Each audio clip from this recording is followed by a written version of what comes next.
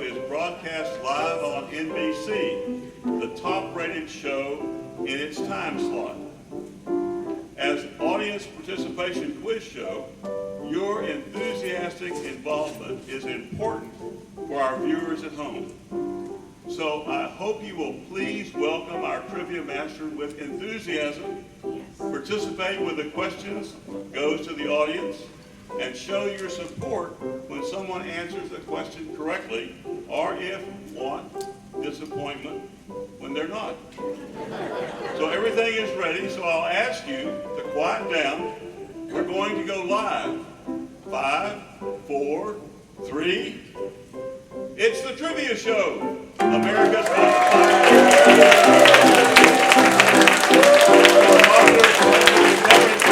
popular topic.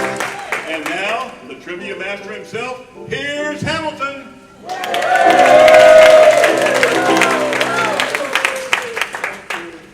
Very much. Good evening, ladies and gentlemen, and welcome to the Trivia Show. It's our last show of 1959. We're closing out a decade. Make way for the 60s. To celebrate this new decade we're facing, we're coming to you live from the famous HBH. That's Hamilton Beasley Hall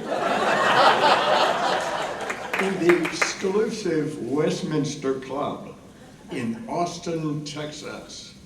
As always, tonight's game participants will include our live audience, as well as our panel of 4 trivia experts. All of them, including you, vying for 3 breathtaking prizes. The grand prize is an all-expense-paid trip to Mars, where you might meet a Martian and get married again. It also features a return trip as soon as those flights are available. Unfortunately, the prize is not transferable to someone else. The almost grand prize is an honorary doctorate from Wetwater University, an institution online of higher education that's not been accredited by the state of Texas because there's no one at the top of the government of the state of Texas who's smart enough to accredit it.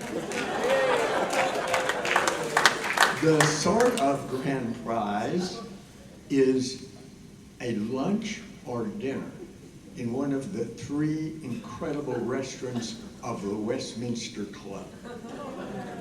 And your iced tea is free, even if you order a lemon or 2 lemons. This is how the game works. As your trivia master, I will ask a trivia question in one of 4 categories: literary, history, science, or whatever.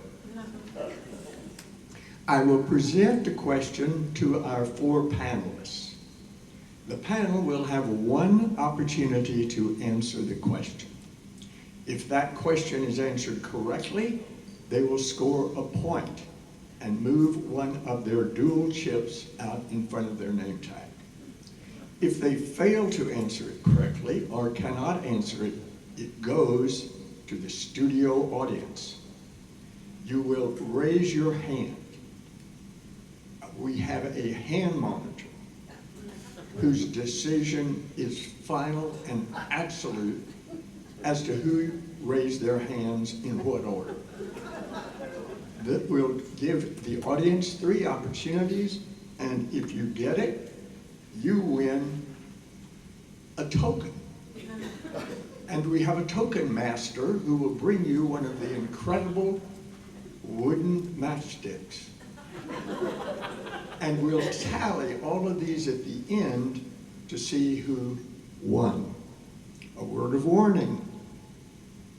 Anyone who uses their cell phone to get the answer to a trivia question will have their cell phone seized by the cell phone police. And its private texts and voicemails will then become the basis for the trivia questions in next week's show. We have to be very vigilant about this because they didn't have cell phones in 1959. And now, oh yes, and anyone in the audience who in their excitement strikes their matches will no longer have those tokens counting toward their fire.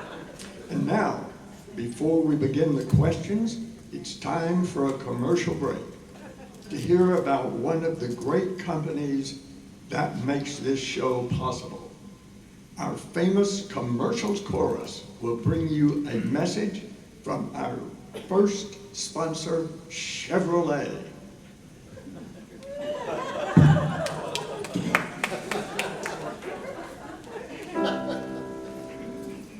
See the USA in your Chevrolet.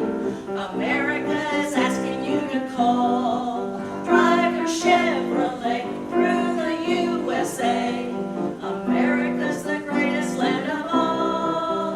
On a highway or a road along the levee, performance is sweeter. Nothing can beat her. Life is completer in a Chevy. So make a date today to see the USA and see it in your Chevrolet.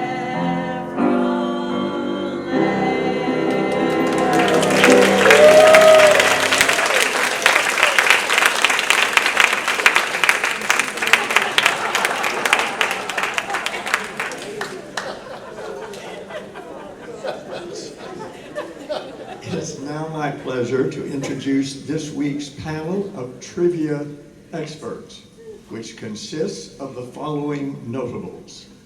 Catherine Ray from Elgin, Texas.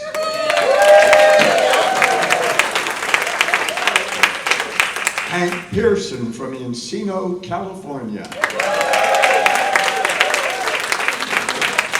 Kay Forgione from Salisbury, Maryland. And Tom Osley from Lubbock, Texas.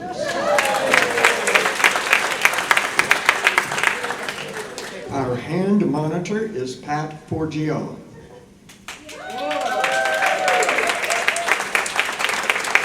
Our token master is Ann Brown.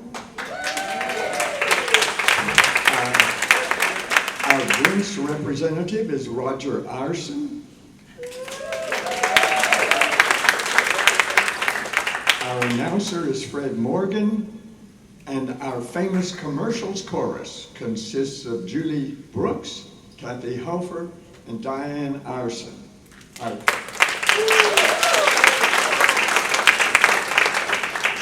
Our talented piano player is Judy Skaggs. The questions you will hear tonight were developed by Consolidated Trivia, Inc. in New York City and sent directly to secure facilities at Brinks. Neither the panel members nor the studio audience has seen these questions. A Brinks representative will now bring me the sealed envelope containing the trivia questions for tonight.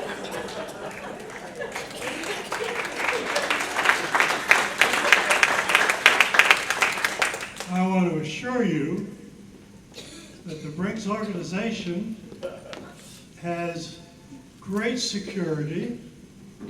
If these questions have been more secure than the New York State 8th grade Regents exam, which had to be opened at the same minute in every classroom in New York State. Instead, this was given to two representatives who immediately put it in a safe and then took it out of the safe and brought it to me. I have held it close to my heart and have brought it here to be used tonight. We even have a song about it. You probably don't know the song. I'll sing it. Trust and obey. Oh, there's no other way. Give your info to Brinks and feel secure every day.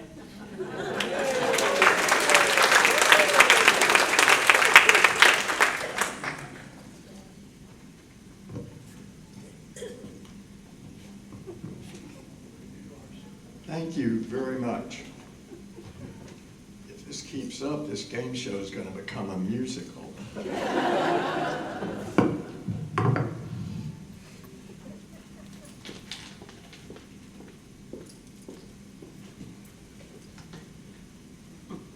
It's a secure envelope.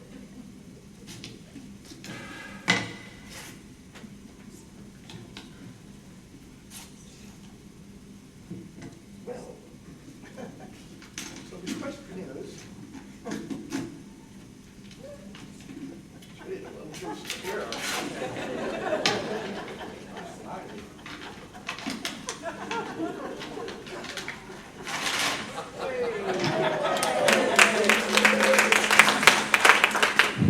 I didn't expect to be applauded for that, but I appreciate it. Uh-oh. Oh no, there's been a mistake. Brinks has delivered the trivia questions for our last show of 2024, not 1959. Oh no, but the show must go on. That means, panel, you may have to try to answer some questions about things that haven't taken place yet. Could be a quarter of a century away. Oh well, that's showbiz. Good luck. Before we begin the game, I want to honor the talented executive director of the Westminster Club, Chuck Borst, who was good enough to let us use this venue for the show. He always tells a joke at the start of his talks to the members. So that's what we're doing tonight to honor him. This is the joke. Unfortunately, there's no cartoon with it. Why did the chicken cross the road? To get out a grand living and move in here.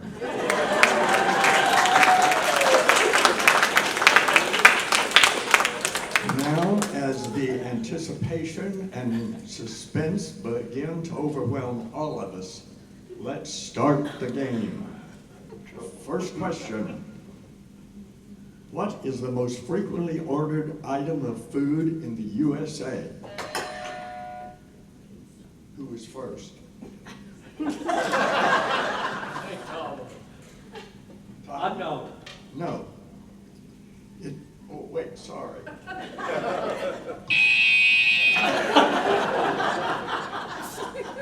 It is not a hot dog. It goes to the audience. And there is a woman with her hand raised in red. Pizza. What? Pizza. Pizza.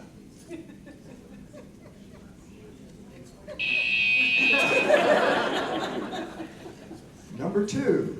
French fries.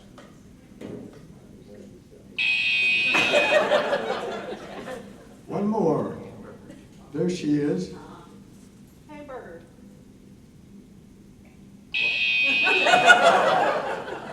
Thank you. Nope, 3 times only. What's the We answer? move What's on. the answer? Incredibly, it is fried chicken. Our second one delves into your knowledge of history. How old was King Tut when he became Pharaoh? How old? 12 years old. It goes to the audience. How old was King Tut when he died?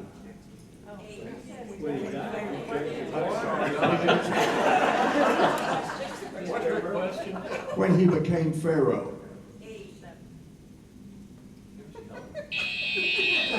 Two more shots at it. Two more shots. Go ahead. There's, Get talking. 19. one more. There's one in the back. Oh, I'm sorry. That's the hand monitor's job.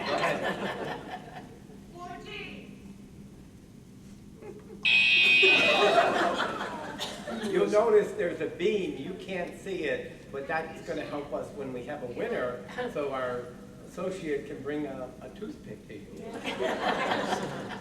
Or a wooden matchstick, whichever you prefer. He was 9 years old. This is a hard one. Who was the first author to use a type machine or typewriter in writing a manuscript?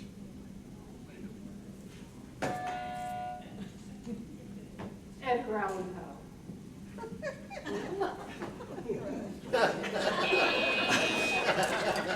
This is hard. One easy question. Goes to the audience. Gutenberg.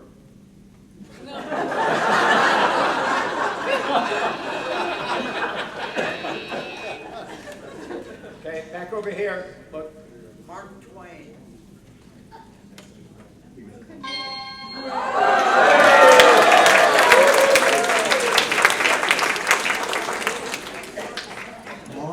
Mark Twain lived from 1835 to 1910.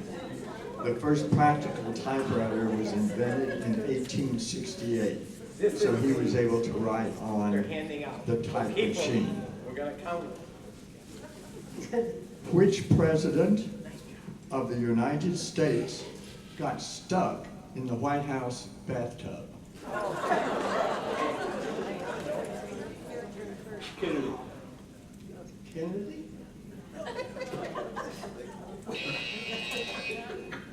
And look up here, go ahead. Taft. He was big. Yeah. Taft. That's correct. Correct. Okay. Okay, Harry, congratulations. Hang on. The next question is, Mike from the Church of Mars. Yes. was the bathtub empty?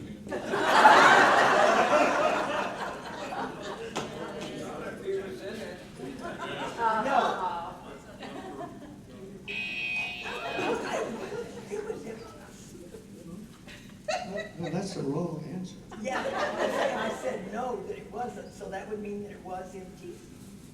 We don't know. That's the answer to the question. Trick question. We don't know. But he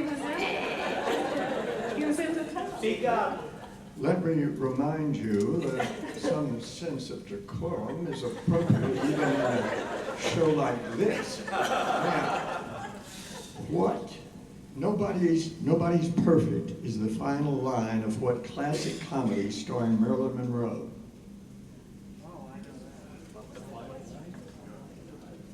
There's, do you know?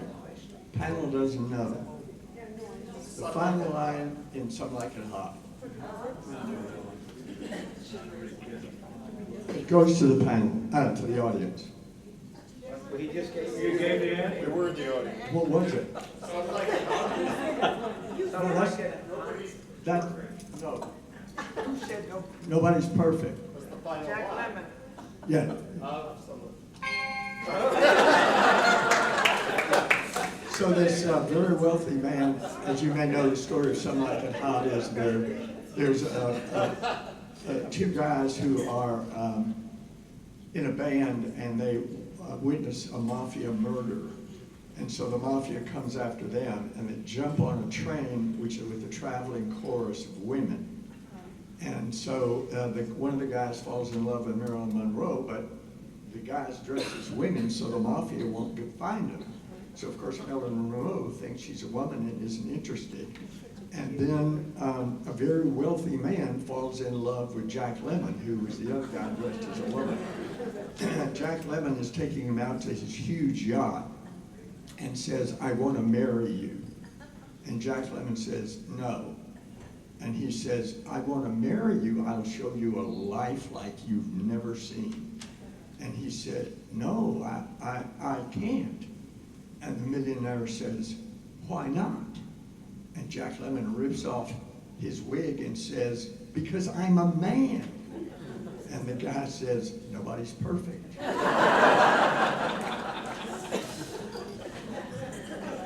You ready? Ready. Who's buried in Grant's tomb? Who was first? Grant? Grant. Grant.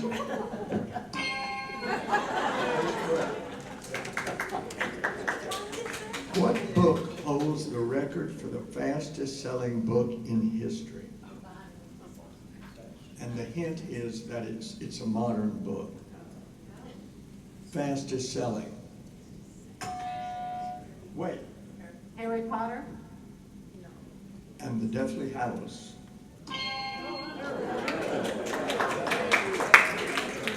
This is a true or false question. Okay. So only they get a chance, see, because, yeah, you can figure it out.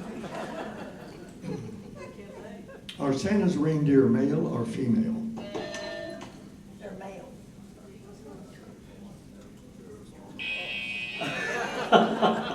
Incredibly, not incredibly, wonderfully, they are female. And the reason we know that is that male reindeer lose their antlers in November, while female reindeer keep their antlers through the winter. And most depictions of Santa's reindeer that guide his sleigh in December show antlers. Therefore, they must be female.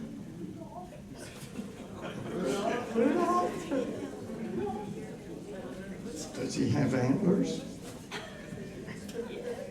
Well, it was an early thing about transgenders, so you just go with the flow. It's Christmas. In Nathaniel Hawthorne's The Scarlet Letter, what was the letter Hester Prynne had to wear, and what did it stand for? A for adultery. That is correct. In The Great Gatsby, what was the desolate area between Manhattan and West Egg called? It was the Valley of something. Of course. Anybody? Goes to the audience. What was the desolate area between the two eggs in The Great Gatsby called? Long Island? Doesn't count if you don't raise your hand. May I say to you that we were a big hit in Iowa.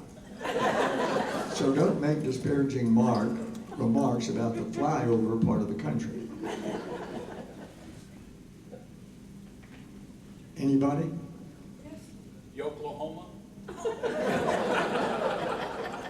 Where the wind comes tearing down the plains. The answer is, what is the answer? Who knows? No, it's the Valley of Ashes. Which of these three is fastest? The fastest. Sound, light, or May West? May West. Actually, I'm sorry. May West, it turns out, is faster than sound but slower than light. What is America's oldest soft drink?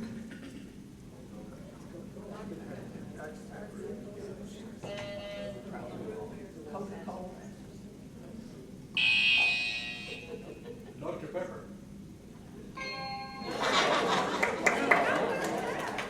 Dr. Pepper was created. Only one now. Dr. Pepper was created in 1885 in Waco, Texas, by a pharmacist at Morrison's Old Corner Drugstore. Next question. What flower was once used for money?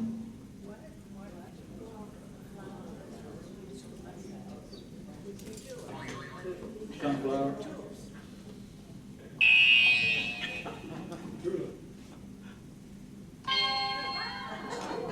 That is correct. tulip bulbs were once used as a form of currency in Holland? Next question. What Benedictine monk invented champagne?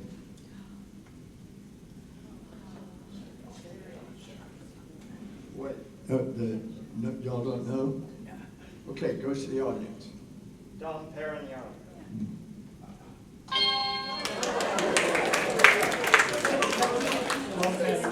He invented champagne because he invented the cork that made it possible. He said to his assistant when he became the first person ever to drink champagne, "Come quickly, I'm drinking the stars." And now, it's time for a commercial break. We'll be back after a presentation by our acclaimed commercials chorus, who will bring you a message from our other sponsor, Brill Cream.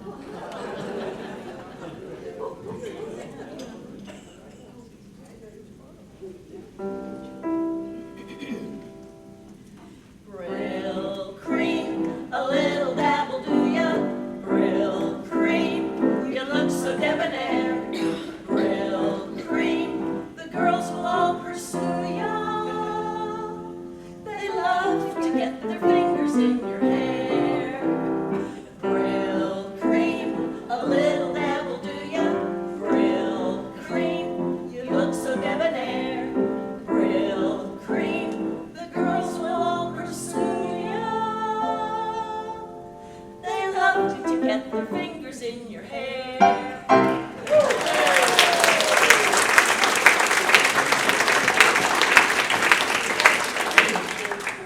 We're back with another set of exciting trivia questions that will challenge the mind, electrify the senses, and please the soul. What was Donald Duck's original first name?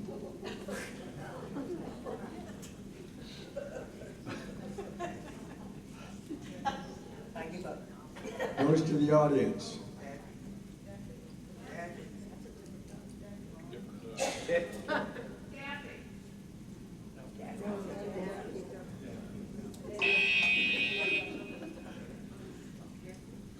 Ready? Donald.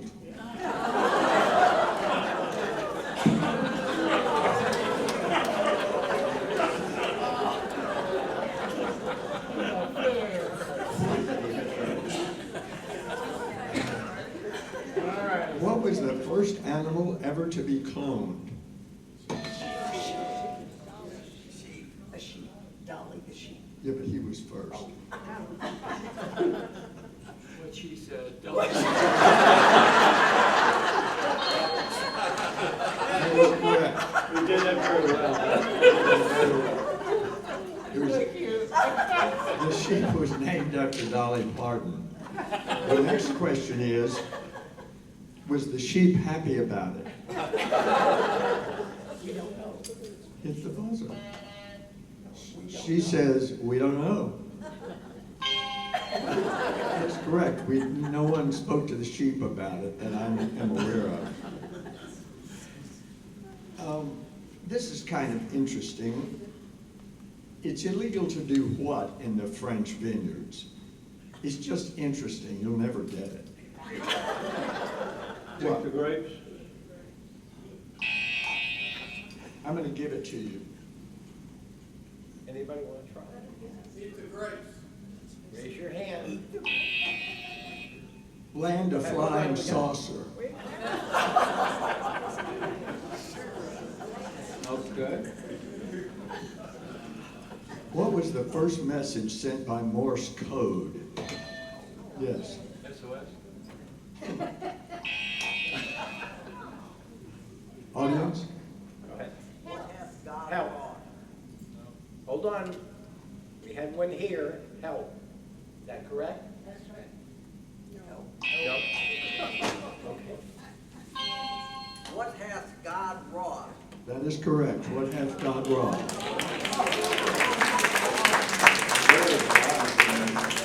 Invented the Morse code. As far hardly fair. Beryl was alive when they invented the Morse code.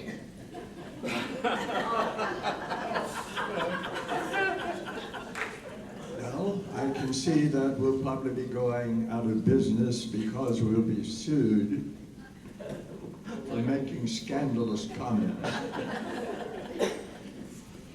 A cowboy rode into town on Friday. He stayed in town for 3 days and rode out on Friday. How is that possible?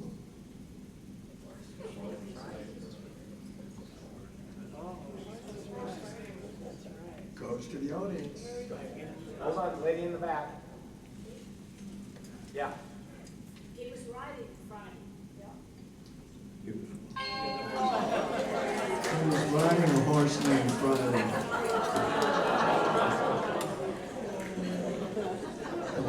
Feel free to boo. What creature was Walt Disney afraid of?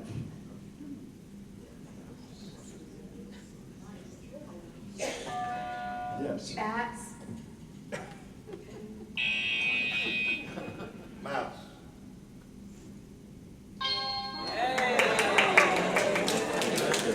In a video of Disney drawing Mickey Mouse, he says, "Everyone is afraid of a mouse, including myself." So I assume that the whole Mickey Mouse thing was just therapy at the direction of a psychiatrist. How did the Puritans view Christmas?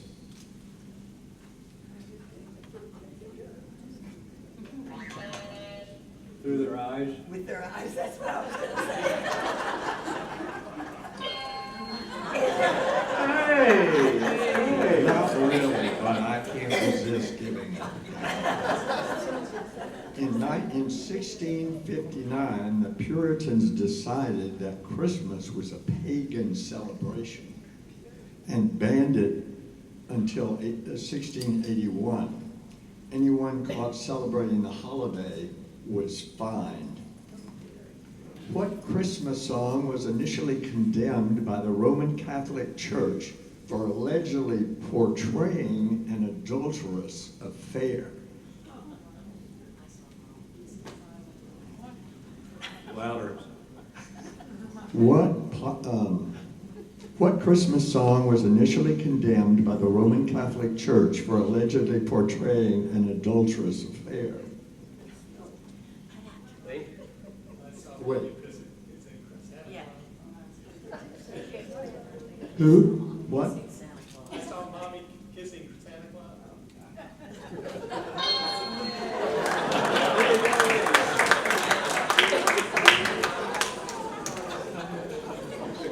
You have to wonder sometimes.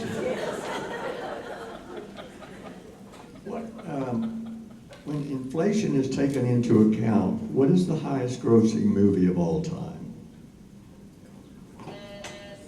Yes. Going with the wind?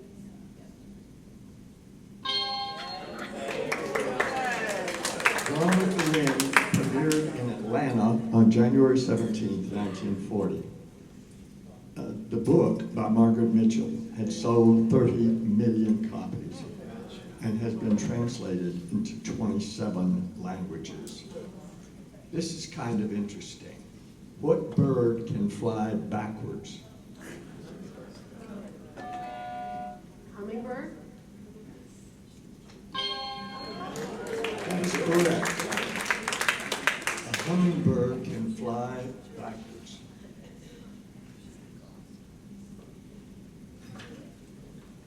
What word would you use to describe someone who does not have all their fingers on one hand?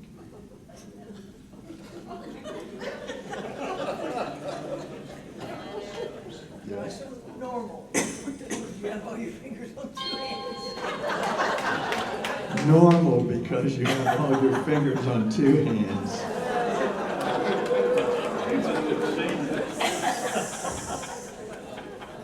If a plane crashes on the border between the United States and Canada, where do they bury the survivors?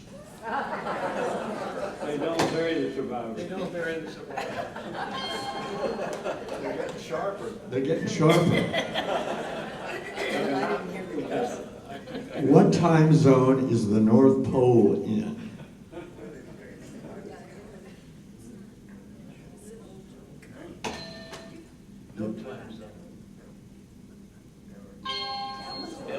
That is correct. All longitudinal lines start at the North Pole, which means there's no time zone.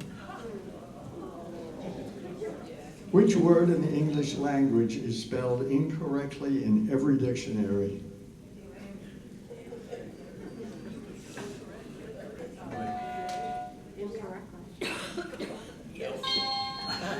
Incorrectly.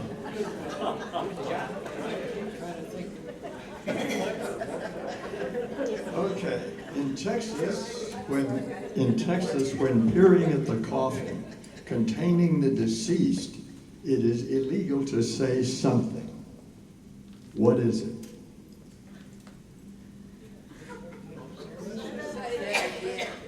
Okay.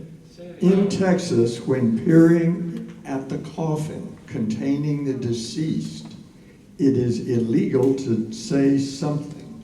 What is it?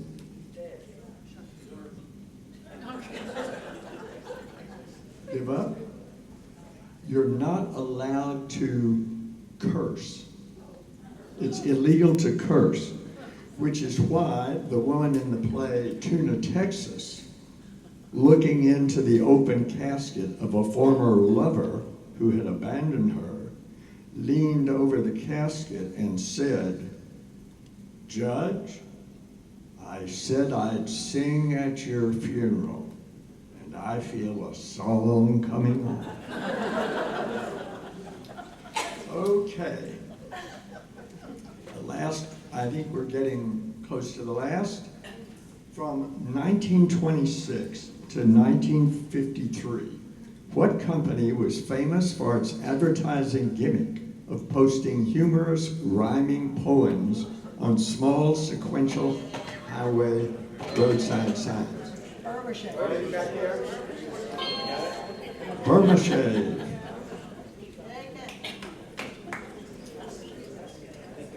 Well, I have to do this. What old Hollywood actress is famous for saying, "When I'm good, I'm very good, but when I'm bad, I'm better"? Is it Mae West? May we? Okay. I have trivia. That's all I'm good for. All I'm good for is trivia. It's time for a commercial break, but don't go away. We'll be back to declare the winners after a presentation by our renowned commercials chorus with our third sponsor that makes possible this program.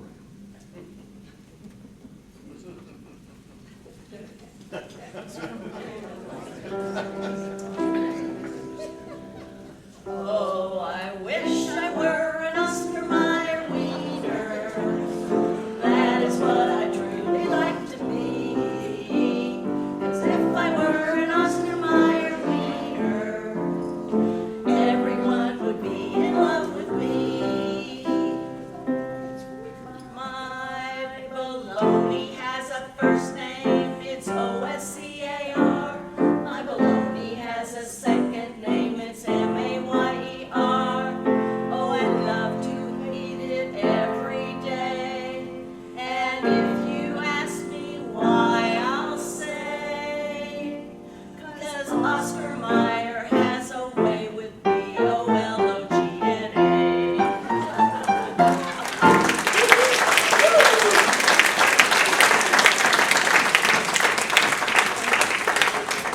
Now, a final question before we determine our winners. What is the meaning of the word hippopotamostros equipedaliophobia?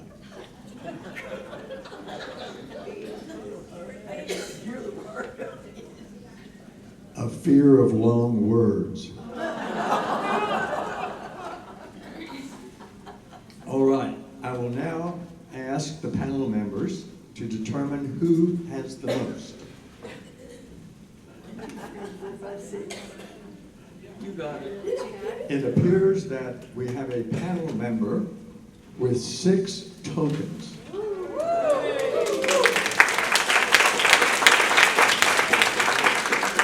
Is there anyone in the audience with 6 or more tokens?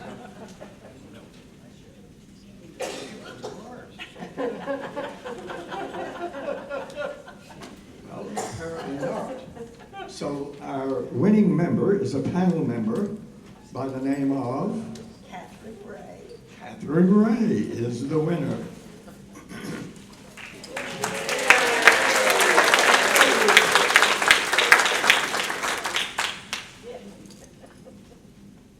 Well.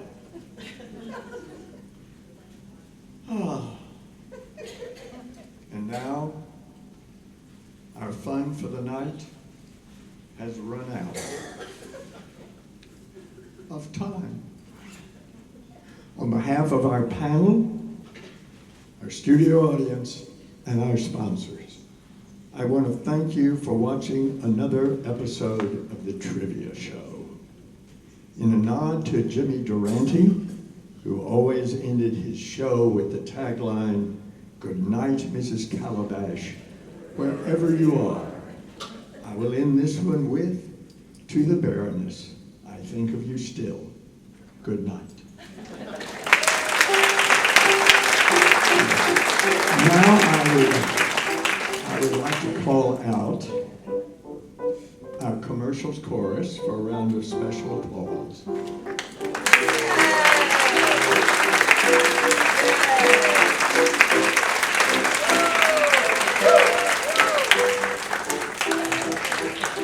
Our talented piano player, Judy. Our incredible panel,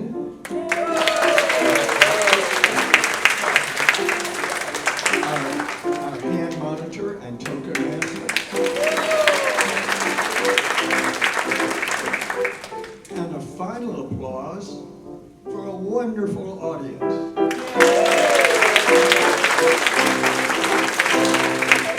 Until next week and next year, all of us at the Trivia Show wish you a very happy holiday season and a wonderful 1960.